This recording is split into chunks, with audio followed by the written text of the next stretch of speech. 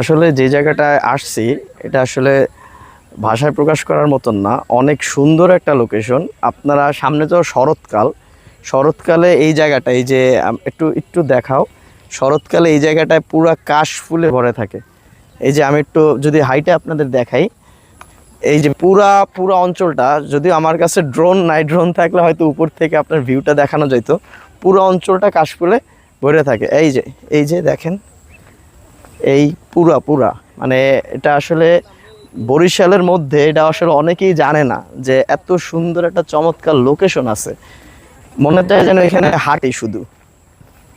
আপনারা চাইলে এখানে নতুন এই জায়গাটা ঘুরে আসতে পারেন। এই যে ওরা সাইকেল চালাচ্ছে, কেউ ঘুরতে আসছে।